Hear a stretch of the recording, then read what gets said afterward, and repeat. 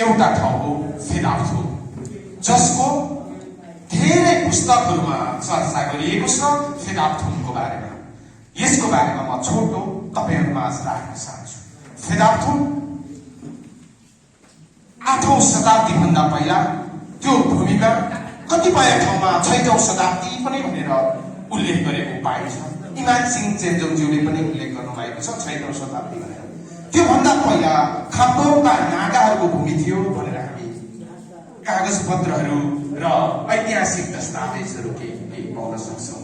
यहाँ विध्वज वर्ग हुनुहुन्छ यति राखे। त्यसपछि 8औं शताब्दीमा वाइफुट्वाहाङहरूको जब प्रवेश भयो फेदात भूमिमा, 8औँहरूको प्रवेश भइसकेपछि अहिले तपाईहरुले टाढाबाट सग्रान्ते भन्नुहुन्छ। हामी सग्रान्ती बजारकै छेउमा छ एउटा गढी। त्यस गढीलाई केन्द्रबिन्दुमा हालेर त्यतिखेरको सत्ताले त्यहाँबाट सरकार सञ्चालन गर्दथ्यो। यी सरकार सञ्चालन गर्दै गर्दा जसलाई हामी यवंगा गढी, यकुङ्गा गढी, पोमाजङ गढी भनेर पनि हामी चिन्ने गर्दछौँ। यही इतिहासको विरासतलाई टेक्दै गर्दाखेरि जब दशहाङहरूको प्रवेश भयो त्यसपछि महाफेदात टुक्रिन पुग्यो। त्यो संरचनासम्म महाफेदात भनेर चिनिन्थ्यो।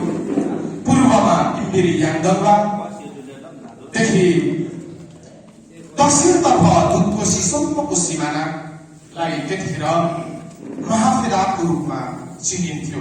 र त्यस पश्चात हामी 10 सरदारको आगमनसँगै युद्ध पश्चात 1710 र 17थुममा विघटन हुँदा सेनसेनबुम फेदाथाङले फेदाथुनको राज्य पाए र सञ्चालन गरे। यसरी निरन्तर सञ्चालन गर्दै आउँदा त्यहाँको दुई पात्रहरू सेनसेनबुम फेदाथाङकै सन्तान आउँदा 12औं शताब्दीतिर कतै 14औं शताब्दी पनि भन्ने गरेको छ। 12औं शताब्दीतिर सिबिङ र साङ्गाइङको उदय भयो। सिबिङले फेदातको राज्य सञ्चालन गरे भने साङ्गाइङले विजयपुर राज्यमा राज्य सञ्चालन गरेका थिए। त्यसपछि 17औं पुस्तासम्म फेदातले निरन्तर रूपमा आफ्नो कार्य गर्यो र 17औं पुस्ता पछाडि त्यहाँनिर उदय भयो तेन्हाङको उदय भयो। तेन्हाङको उदय विजयपुरको विजय नारायणको समकालीन थिए हो। उतिखेरको समयमा फेदातलाई फेरि पनि विस्तार गर्ने प्रयत्न गर्दै सेनकालीनहरूको प्रवेश आएसँगै फेरि पनि हामीले घुम्च्यौं। त्यो घुम्चिने क्रममा त्यसको प्रभाव हामीलाई पनि आयो। आइसकेपछि हाम्रा पिता पुर्खाहरू पनि दासत्वमा परिणत हुँदै गर्दाखेरि सेनको 200 वर्ष लामो जगजगीपछि फेरि हामीलाई पृथ्वीनारायण शाह 1831 साउन 22 गते हाम्रोमा प्रवेश गर्यो। त्यो प्रवेश गरिसकेपछि हाम्रो इतिहास सम्पूर्ण रूपमा समाप्त पार्ने हिसाबले लाग्दै गर्दा हाम्रो फेदात भूमि पनि खण्डीकृत हुँदै गयो। कतिखेर खण्डीकृत भयो भन्दा आखामको पालामा 76तिर फुटाएर लग्यो, टुक्रा गरियो। त्यस पछाडि उनै आखामका सन्तान मन्जित रायको पालामा त्यहाँ पनि विभक्त गरिएको छ। 1837 सालमा यहाँ कन्तुवा ज्यूहरू हुनुहुन्छ। 1837 मा मन्जित रायकै पालामा तोतुवा रायले 7 रायबाट एक राय छुटाएर 8 रायले तर्फदेखि ल्याउनु भएको इतिहास छ भने फेरि पनि 1860 सालमा त्यहाँबाट खण्डीकृत गरेर छौरेहरूले पनि उनीहरूले शासन सत्ता शुभाङ्गी छुटाएर लगेको इतिहास। यति ठुलो विरासत भएको फेदातको इतिहासमा अझै पनि अध्ययन गर्न चाहिँ कमी छ। अहिले आएर खण्डीकरण हुँदै गर्दा फेदात भनेर 17वटा गाविसमा सीमित गरिएको थियो। यो दोस्रो इतिहास हो। 17वटा गाविस 5वटा पालिकाहरूमा सीमित गरियो, जसको सिमाना सङ्क्रान्ति छेउको मुस्लिम गरीहरूदेखि माथि गुफा हुँदै पर चाहिँ अहिले लिम्बू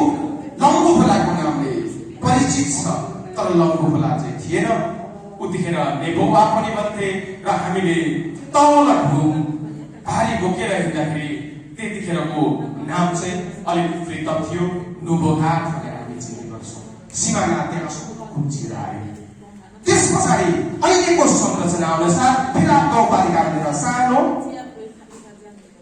5वटा गाविसमा सीमित पारेको संरचना छ यसरी अहिले फिलहालको संरचना कुम्चिँदै गएको अवस्थामा हाम्रो अहिलेको लिम्बू जातिको एउटा माङ्गेनाय पोक्लाङ्गम यो हो जहाँ हामी अहिले 19 थरीले छौँ भने अन्य थरीहरूको आफ्नो फेचुवाले भएर निर्माण गरेको छ समयको पाबन्दीलाई मध्यनजर गर्दै तपाईँको हातमा छ मैले फिलहाल पोक्लाङ्गमको परिचयहरू मैले केही समेट्ने प्रयत्न गरेको छु तपाईँहरूले त्यहाँ अध्ययन गर्नुहोला र म पुनः हामीले गरेका केही प्रमुख कार्यहरू 2080 साल चैत 26 गते थुममा थुम संरचना गठन भइसकेपछि हामीले 7 सदस्यीय सचिवालय सदस्यको गठन भयो र 27 थरी उपस्थित भएका थियौँ जम्मा हामी 32 थरी मध्ये थुममा 32 थरी लिम्बूहरू मध्ये 27 थरी उपस्थित भएका थियौँ जसमा अन्यलाई सदस्य कायम राख्ने भनेर हामीले विशेष सचिवालय सदस्य निर्माण गरेको थियो त्यो नाम म वाचन गर्न चाहेन हाम्रा प्रमुख उपलब्धिहरू तपाईँहरू माझ राख्न चाहन्छु फेदारथुमको धर्मगत सहजीकरण समूहको स्थायी समिति हामीले गठन गर्यौँ फेदारथुमको ऐतिहासिक सांस्कृतिक स्थलको संरक्षणका लागि सम्बन्धित निकायमा पहल गर्यौँ फेदारभरिको ऐतिहासिक स्थान नामको खोजी कार्य सम्पन्न गर्यौँ फेदारथुम भित्रका 5वटै गाउँपालिकाको 17वटा गाविसमा पुगी स्थलगत अध्ययन अनुभवन गरे ऐतिहासिक स्थल कुलदेवी देवथा खर्क फेचुवा यज्ञको खोजी कार्य भर्खरै मात्र योभन्दा 1 महिना अगाडि मात्रै गरेँ म आफै स्वयं थुम संयोजक र अन्य साथीहरू मिलेर हामीले 17 गाविसको भ्रमण कार्य सम्पन्न गरिसकेका छौँ त्यसैगरी फेदाप र मेचेन गाउँपालिकाको प्रमुखसँग समन्वय गरेर त्यहाँको ऐतिहासिक स्थलहरूको लिम्बू गण्य नामहरूको सङ्कलन गरेर 2टा पुस्तक प्रकाशन गरेका छौँ यो यसै वर्ष मात्र प्रकाशन गरेको छौँ हामीसँग छ तपाईँहरूलाई उपलब्ध गराउनेछौँ थुम संयोजक जीवनलाई समस्या र चुनौती हामी डुल्दै गर्दा समस्या र चुनौतीहरू के आएका स्थानीयमा जनचेतनाको अभाव हामी लिम्बू समुदायमा अझै पनि जनचेतनाको अभाव छ भन्ने कुरा यो हाम्रो भ्रमणबाट निष्कर्ष निक्लिएको छ त्यसैगरी थुम कार्यका लागि स्थायी कोषको अभाव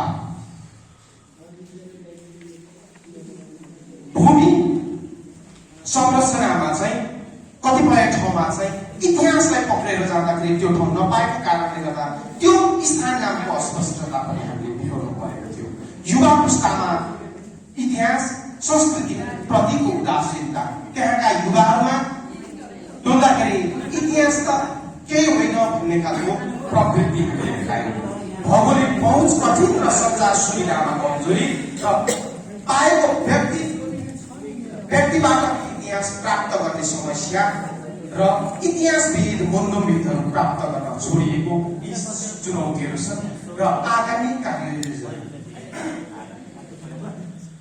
हाम्रो फिराफको सिङ्गो महाफिराफलाई समेटेर एउटा ऐतिहासिक इतिहासको दस्तावेज लेख्ने हाम्रो योजना बनाइएका छौँ 5वटै पालिकाको स्थानीय सरकारसँग समन्वय गरी लिम्बूसँग सम्बन्धित ऐतिहासिक स्थानहरूको खोजी गर्ने हाम्रो खोजी गरिसकेका छौँ त्यसको लागि प्रकाशनको लागि हामीले ताकेता गरिरहेको अवस्था छ प्रत्येक थरीको माङ्गेनाय पहिचान गर्नमा सहयोग पुर्याउने लिम्बूहरूको प्रमुख केन्द्रबिन्दु उद्गम स्थल उत्पत्तिको माङ्गेनाय भएको कारणले गर्दाखेरि हामीले प्रत्येक थरीहरूको तपाईँहरूको माङ्गेनाय कता हो भन्ने कुरामा सहभागी अन्य हाम्रो सहयोग प्रदान गर्ने योजना छ खर्कहरूको पहिचान र संरक्षण गर्नमा हामीले जोड दिने भन्ने अर्को प्रयत्न छ र ऐतिहासिक सांस्कृतिक स्थलको संरक्षण सम्वर्धन गर्न सर्वप्रथम परिवर्तित नामहरूमा